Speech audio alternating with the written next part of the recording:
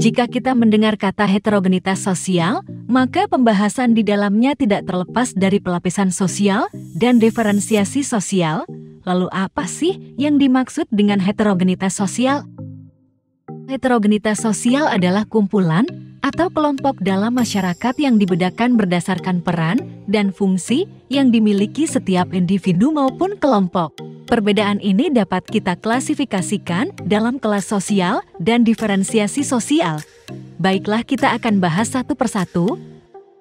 Kelas sosial dapat dipahami sebagai kesadaran atas golongan individu atau kelompok dalam suatu lapisan tertentu di masyarakat. Pertanyaannya adalah, apakah bisa kelas sosial yang kita miliki saat ini dapat naik tingkat? Pengklasifikasian kelas sosial dapat terlihat berdasarkan kelas ekonomi yaitu kekayaan, kekuasaan, dan kehormatan yaitu jabatan, serta pendidikan yaitu ilmu pengetahuan dari setiap individu. Sebagai contoh, orang yang berpendidikan tinggi dan memiliki penghasilan lebih dapat dikatakan sebagai kelas sosial atas atau menengah. Contoh lain juga kita dapat temukan di daerah yang masih menganut sistem kasta dan kerajaan, golongan bangsawan, dan brahmana. Jawabannya tentu saja bisa. Berdasarkan Sukanto, terdapat 3 sistem lapisan sosial di suatu masyarakat. 1. Pelapisan sosial terbuka. Pelapisan ini memberikan kesempatan bagi individu untuk naik atau turun antar lapisan tanpa dibatasi. 2. Pelapisan sosial tertutup.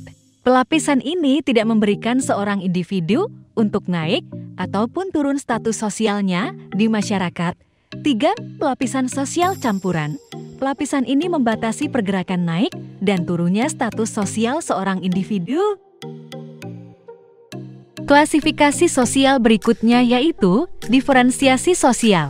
Diferensiasi sosial yaitu pembedaan individu secara horizontal atau sejajar. Kelas sosial ini dapat ditemukan berdasarkan persamaan suku, agama, ras, jenis kelamin, dan profesi atau pekerjaan yang sama. Baiklah, itu dia heterogenitas sosial yang ada di masyarakat. Semoga sudah paham yang materi terakhir kali ini. Selamat belajar dan jangan lupa subscribe channel ini. Terima kasih.